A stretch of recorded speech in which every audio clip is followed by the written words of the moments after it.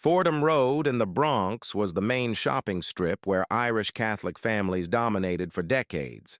And if you grew up there in the 50s through the 80s, you remember when Irish accents were everywhere, when the bars were Irish pubs where cops and firemen drank after shifts, and when Fordham Road felt like a piece of Ireland transplanted to the Bronx before the neighborhood transformed and the Irish moved to Westchester and Rockland County.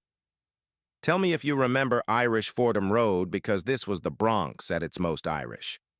The Irish came to the Bronx in waves, first in the late 1800s working as laborers and domestics, then after Irish independence in the 20s, and again in the 50s and 60s when the Bronx was affordable and Irish neighborhoods in Manhattan got too expensive. Fordham Road between the Grand Concourse and Webster Avenue was packed with department stores and clothing shops and shoe stores, Alexander's and Woolworths and local spots where Irish families did their shopping, and Saturday on Fordham Road meant seeing everyone from the neighborhood buying clothes and grabbing lunch and running into people from church.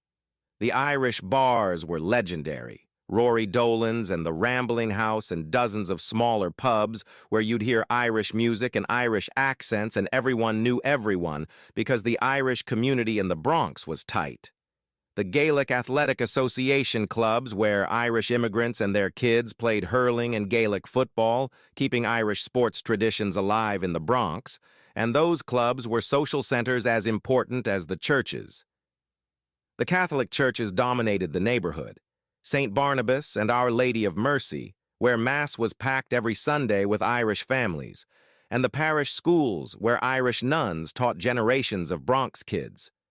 Fordham University brought prestige to the area, a Jesuit school that Irish Catholic families were proud to have in their neighborhood, and the university kept Fordham Road connected to Irish Catholic intellectual culture.